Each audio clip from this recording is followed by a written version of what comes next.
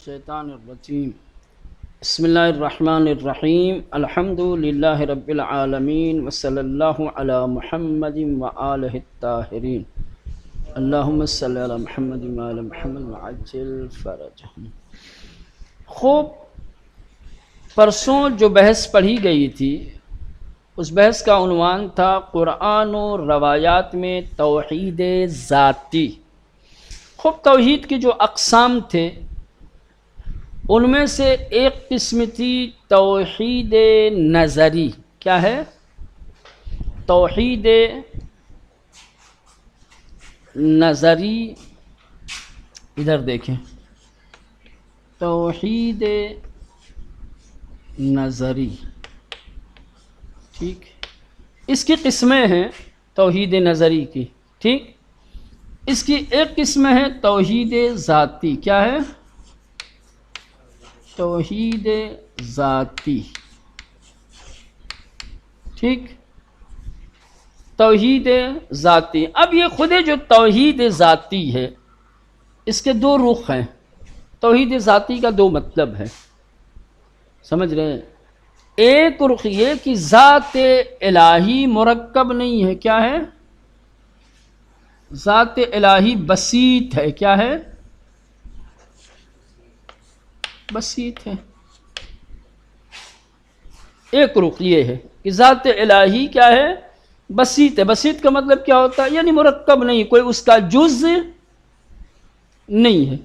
ایسا نہیں ہے کہ اللہ کی ذات مختلف اجزاء سے مل کر کے بنی ہو جیسے دوسری مخلوقات، ٹھیک۔ دوسرے توحید ذاتی کا مطلب یہ ہوتا ہے کہ خدا کی ذات سے ہر طریقے کے کیا ہے؟ شریک کی نفی کی جائے۔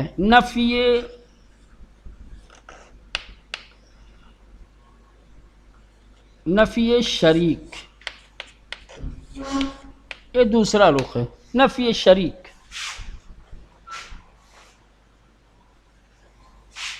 ٹھیک، اس کو توحید احدی کہتے ہیں، احدی۔ اس کو توحید واحدی کہتے ہیں۔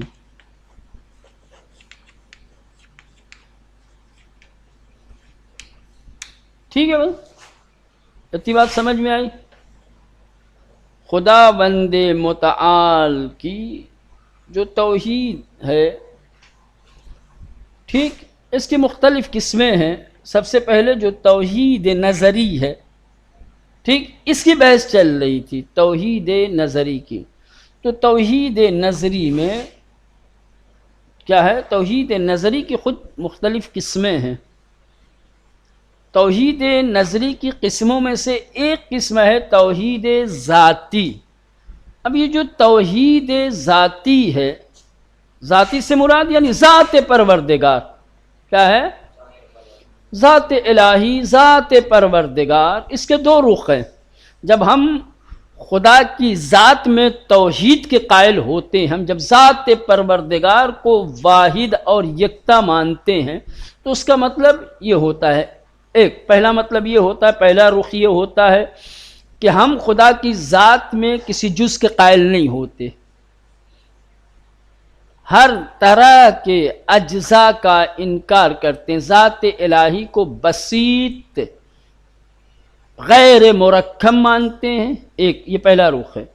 اور جب خدا کی ذات کو ہم واحد مان لیتے ہیں تو دوسرا رخ اس کا یہ ہوتا ہے کہ ہم ذات الہی میں کسی کو شریک بھی قرار نہیں دیتے۔ یہ نہیں کہتے کہ یہ بھی خدا اور یہ بھی خدا، نہ، کوئی اس کا ہمتا نہیں، کوئی اس کا شریک نہیں، کوئی اس کے جیسا نہیں، کوئی اس کے مثل نہیں، ختم، ٹھیک۔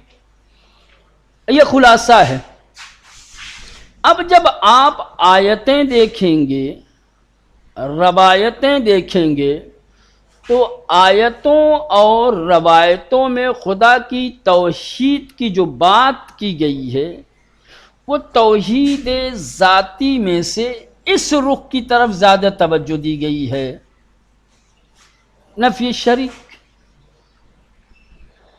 نفی ہمتا، کیوں آخر؟ چونکہ اس کی وجہ یہ ہے کہ اکثر لوگ شرک میں مبتلا تھے۔ کس میں تھے؟ ہاں، دو خدا کے، کوئی تین خدا کا قائل، کوئی ہزاروں خدا، آج لاکھوں خدا ماننے والے لوگ ہیں، سمجھ رہے ہیں؟ تو چونکہ اکثر لوگ خدا کے سلسلے میں شرک کے قائل تھے، کئی خدا کو مانتے تھے، اس لیے آیات و روایات میں زیادہ تر اسی کی طرف توجہ دی گئی، اور آیات و روایات میں خدا کی ذات سے کیا ہے؟ شریک کی نفی کی گئی ہے، سمجھ رہے ہیں؟ کہ کوئی دوسرا خدا ہے ہی نہیں، کوئی اس کے مثل ہے ہی نہیں۔ وہ جو پہلا رخ تھا بسیط ہونے کا، اس کی طرف توجہ کم ہے، کیونکہ اس میں لوگ مبتلا نہیں تھے۔ ظاہر سی بات ہے، جو برائیاں پائی جائیں گی، جو غلط اعتقاد لوگوں کا ہوگا، توجہ اسی کی طرف دی جائے گی اور اسی کو باطل قرار دیا جائے گا اور اس کی اصلاح کی جائے گی، ہے نا؟ تو چونکہ اکثر لوگ خدا کی توحید میں کیا ہے؟ شریک کے قائل تھے، کوئی دو خدا مان رہا ہے، کوئی تین، کوئی چار، کوئی 10، کوئی 50۔ آیتوں اور روایتوں میں اسی کو ذکر کیا گیا کہ ہر طریقے کی شرکت کو خدا کی ذات میں کیا ہے؟ نفی کی گئی، انکار کیا، کہا کوئی دوسرا خدا ہو ہی نہیں، لیس کمثلہ شیء۔ یہ ایک تھا، ایک آیت تھی۔ اب آئیے آج کا جو درس ہے وہ یہ ہے، جن آیات میں خدا کی ذات سے شریک اور ہمتا کی نفی کی گئی ہے، اور جس میں خدا کی یگانگی، اس کی وحدانیت کو بیان کیا گیا ہے، وہ سورہ توحید ہے، سورہ اخلاص ہے، جس کو قل هو اللہ احد کہتے ہیں۔ سورہ اخلاص میں، سورہ قل هو اللہ احد میں خدا کی وحدانیت، خدا کی یکتائی، اس کی بے ہمتائی کو بیان کیا گیا، اور ہر طریقے کی شریک، ہمتا، مثل ہونے کی نفی کی گئی ہے۔ کام نہیں ہو سکتا۔ جیسے قل هو اللہ احد، میرے حبیب کہہ دیجئے کہ هو اللہ، کہ اللہ وہی ہے، احد ایکتا ہے، اللہ الصمد، اللہ بے نیاز ہے، لم یلد ولم یولد، نہ اسے کسی نے جنا ہے نہ اس نے کسی کو جنا ہے، ولم یکن لہ کفوا احد، اور کوئی بھی اس کا ہمسر، اس کا کفو نہیں ہے۔ دیکھیں، ابتدا سے لے کر کے انتہا تک ہر طریقے کی شرکت کو، ہر طریقے کی بھاگیداری کو، یا اس کی ہمتائی، اس کے مثل ہونے کا انکار کیا گیا ہے۔ بگو خدا یگانہ است، کہہ دو کہ خدا ایک ہے، خدا صمد ہے، نہ اس نے کسی کو پیدا کیا ہے، نہیں، نہ جنا ہے اور نہیں وہ جنا گیا ہے، اور کوئی بھی اس کے جیسا کف ہمسر، اس کا ہمتا نہیں ہے۔ اب دیکھیں، اس کی بررسی کریں آیتوں کی، تو آپ دیکھیں گی جو پہلی آیت ہے قل هو اللہ احد، اس آیت کریمہ میں اللہ نے اپنے حبیب کو، اپنے پیغمبر کو حکم دیا ہے کہ علی الاعلان اللہ کی وحدانیت اور اکتائی کو بیان کرے۔ قل، میرے حبیب کہہ دو، هو اللہ احد، کہ اللہ واحد ہے، یکتا ہے۔ برخی از مفسران معتقدن کہ دو صفت احد و واحد آنگاہ کے بر خدا اطلاق می شوند با یکدیگر متفاوتن، کہ بعض مفسرین کا اعتقاد، بعض مفسرین کا ماننا یہ ہے کہ دیکھیں دو لفظیں، ایک احد، ایک واحد، اللہ کے لیے یہ دونوں لفظیں استعمال ہوتی ہیں، احد بھی اور واحد بھی، دونوں آتا ہے۔ کہہ رہے ہیں کہ اگر یہ دونوں صفتیں خدا پر اطلاق ہوتی ہیں، خدا کے لیے بیان ہوتی ہیں، تو دونوں کے معنی الگ الگ ہوں گے۔ احد کا مطلب کہ اس کی ذات بسیط ہے، یعنی اس کی ذات کا کوئی جز نہیں ہے، وہ مرکب نہیں ہے، اور واحد اس کی ذات کی یکتائی پر، کہ اس کی ذات واحد ہے، کوئی اس کا شریک نہیں ہے، کوئی اس کے جیسا نہیں۔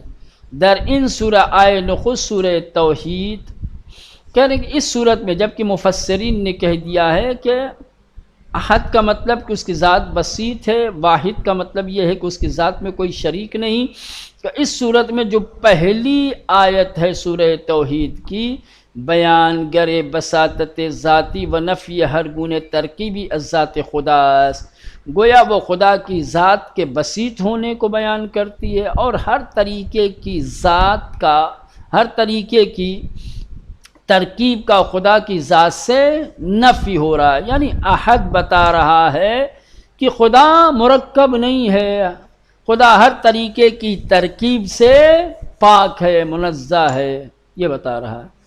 السوء دیگر در آئے آخر ان صورت صریحاً بیان می شود کہ خدا ہیچ کفوی ندار۔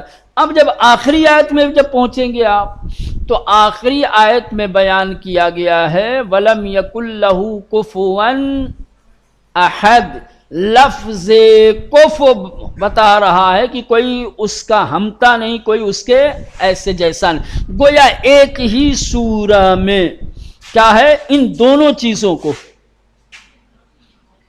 توحید احدی بھی ہے، توحید واحدی بھی ہے، خدا کی ذات کے بسیط ہونے کو بھی بیان کیا گیا، اور خدا کی ذات سے ہر طریقے کے شریک اور ہر طریقے کے ہمتا کی نفی بھی کی گئی۔ پہلی آیت میں یہ ہے خدا کی ذات کے بسیط ہونے کو، احد یعنی کوئی اس کا جز نہیں، اس کی ذات مرکب نہیں، وَلَمْ يَكُنْ لَهُ كُفُوًا احد، کوئی اس کے جیسا نہیں، یعنی آپ کیا ہے اس کی ذات سے ہر طریقے کے شریک کی نفی کر رہے ہیں۔ تو یہ بتا رہے ہیں، چاہتے ہیں کہ اس سورہ کے اندر کف بمعنی ہمتا و مانندس، بنابر ان مفاد ان آئے نفی ہر گونے شریک و ہمتائی برائے خدا بند و اثبات یکتائی اوس۔ مطلب کیا ہوگا آیت کا؟ یعنی ذات پروردگار سے ہر طریقے کی شریک کی نفی کی گئی ہے، اور اس کے بے ہمتا ہونے اور اس کے یکتا ہونے کو ثابت کیا گیا ہے۔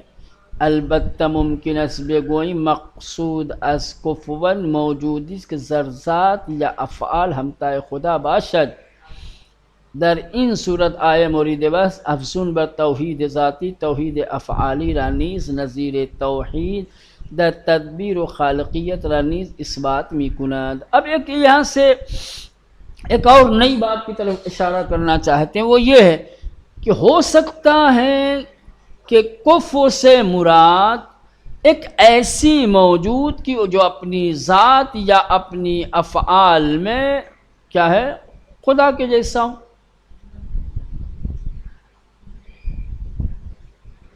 کفون کف ہے نا، کفو سے مراد ہے خدا کی ذات، ابھی تک تو ذات میں تھا، سمجھ رہے ہیں، اب فرض کر لیں افعال میں، تو ایسی صورت میں کیا ہے، دو چیزیں، چونکہ ذات اور افعال دونوں آ گیا، خدا کی ایک ذات ہے جو ابھی تک بات چل رہی تھی، ٹھیک، ایک خدا کے افعال ہیں، افعال یعنی جہاں خدا ایک عمل انجام دیتا ہے تو اس عمل کی وجہ سے ہم اللہ کو ایک خاص صفت سے یاد کرتے ہیں، جیسے خالقیت، کیا ہے مولانا؟ خالقیت، رازقیت،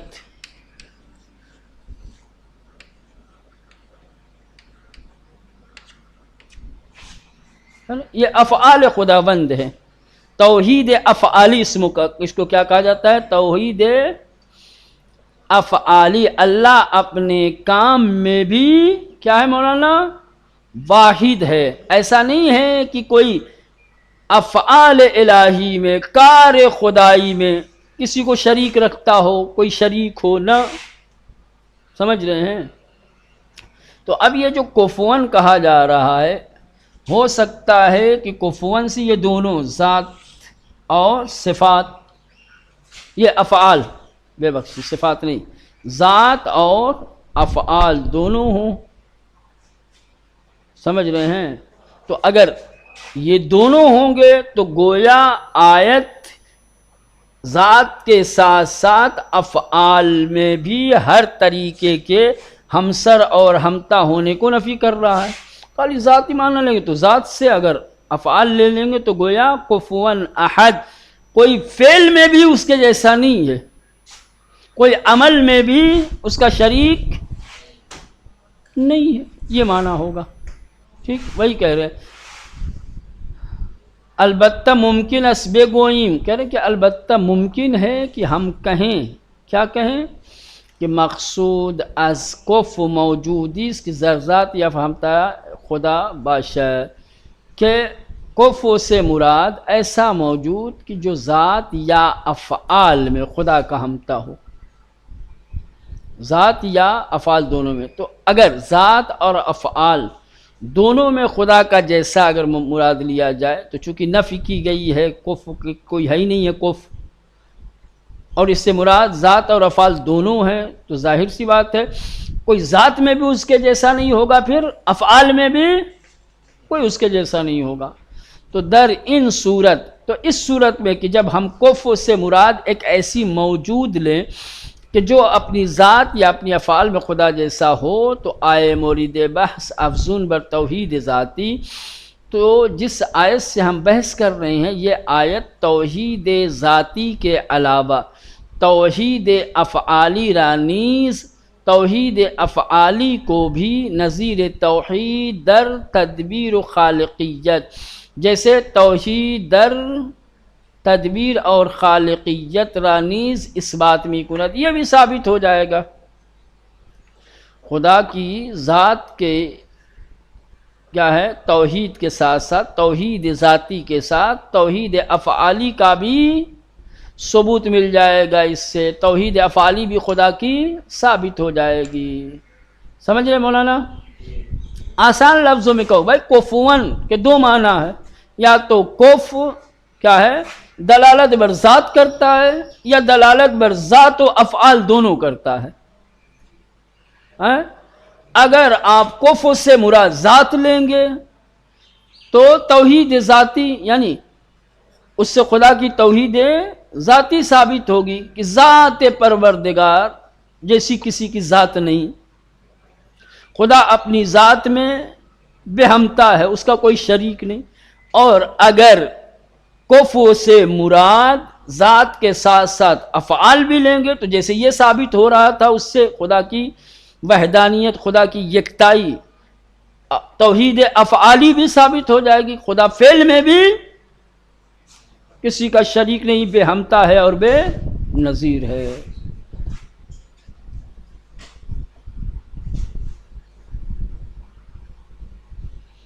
چلیں اب یہیں تک رہنے دیں، میرے خیال سے بات جو ہے اور زیادہ مشکل نہ ہو، یہیں پہ ختم کرتے ہیں، بقیہ کل انشاءاللہ دیکھیں گے۔